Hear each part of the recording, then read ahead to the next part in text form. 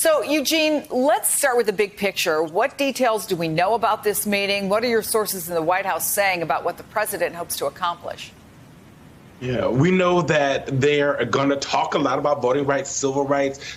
President Biden wants to make clear, not just to these leaders, but also to the country, that what he said while he was running for office, what he said in his inauguration speech is what he wants to do, which is to shore up civil rights, voting rights. And he really does think that racial equity is one of the key areas of his presidency. And he knows that he's going to be judged whether or not that they actually to get some movement on some of those things.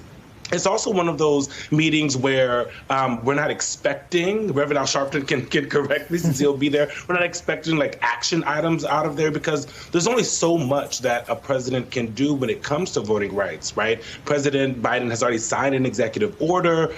He can use the bully pulpit. Vice President Kamala Harris is leading on this effort for the administration. And all of these kind of creative ways that they're working on voting rights and civil rights proves that they know that without Congress, there's not much they can actually do to kind of shore up voting rights around the country. Yeah, and not just Congress, obviously, Rev, and help us to understand your strategic thinking here. There's another big picture problem. Republicans control, I think it's 61% of state legislatures around the country.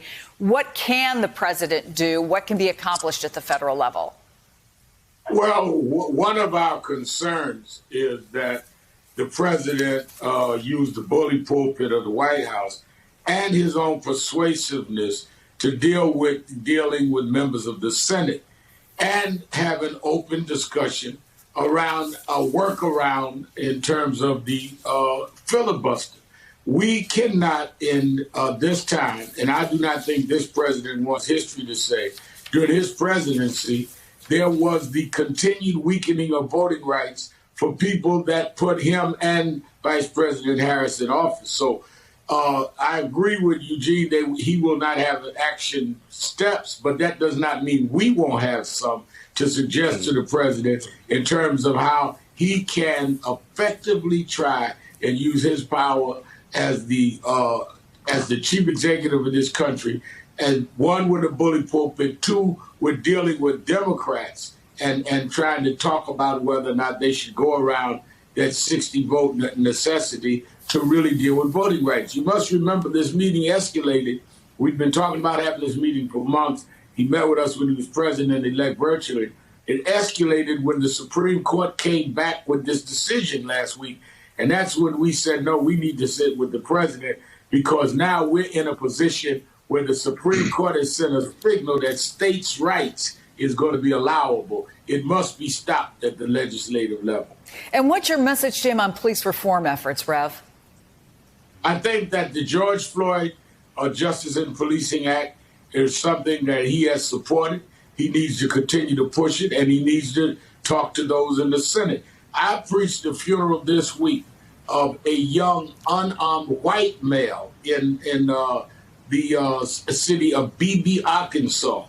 And his family at the funeral got up and said that we've got to deal with ending qualified immunity. This is a white male in Trump County, Arkansas, that are beginning to move forward. I think the president has an opportunity to move this. He has supported it. He's met with the Floyd family, and I'm sure we'll be discussing that today, as well as gun violence. We need to do both ends. We need to deal with the problem of gun violence, what he's raised, and the problem of police reform. Well, what do you make of what Governor Cuomo did yesterday in New York, declaring a gun violence emergency and opening up some new possibilities there for how to deal with it?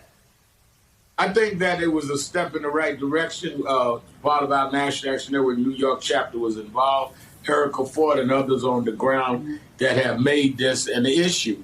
And I think it could be a template nationwide. We cannot act like it is normal that in some communities it's allowable because that's how they are, that people are getting shot up. And in other communities, it would be an outrage. If this was going on, you had 100 people shot over the weekend in Chicago. If that was in Beverly Hills, California, it would be a national emergency. It is almost not even top of the news anymore. We cannot tolerate that. Meantime, Eugene, with all of this going on, the president's still dealing with trying to get his infrastructure bill through. He visited an early childhood learning center in Illinois yesterday, and it gave him a chance to take a shot at Minority Leader Mitch McConnell for bragging back home in Kentucky about the relief bill he voted against. Take a listen. Mitch McConnell loves our programs. You see what Mitch McConnell said? So you're going to get a lot more money. I didn't vote for it, but you're going to get a lot more money. He told me he wasn't going to get a single vote in order. Everybody here, that $1.9 trillion tax cut, program for economic growth. Look it up, man. He's bragging about it in Kentucky. It's a great thing for Kentucky. It's getting $4 billion to help poor. That's amazing. Look it up, man. Look, you know this, Eugene. McConnell strongly opposes the second human infrastructure bill. I mean, so what's kind of the president's point? Does he think somehow other Republicans are going to defy McConnell and make the calculation it's better for their party and their own reelection to get things done rather than deny Biden a win? Is it just a little tweaking? What was going on there? You know, I think what the president's saying is that what he thinks he's doing, what he's doing is doing things that he feels are good for the country. And that if Republicans are going around bragging about the things that were in the bill that he passed without their help in months ago, and that's likely going to happen with this reconciliation kind of care infrastructure, human infrastructure reconciliation bill coming forward soon, that means that they are on board technically with it, right? It was really interesting to see Republicans go around touting what was in the COVID relief bill. And we're expecting, if the reconciliation bill goes through and human infrastructure is beefed up in the country and it's good for the country, that they would do the same thing. And I mean, I think that's a good argument for the president and for Democrats, right? What they're saying is, Republicans won't vote with us, but they know what we're doing is good for the country. And that, going into the midterms, into 2022, when, historically things would switch over, right? Republicans would take over at least the House there. Democrats are feeling good because they say, if we can focus on the policy, if we can make it clear to the country what we're doing is really important and it's good for the country, especially if Republicans agree that the money is good once it comes forward to their counties and their states, then we have a good chance here. And I think that's the political calculation. And I think that's what the president was talking about there.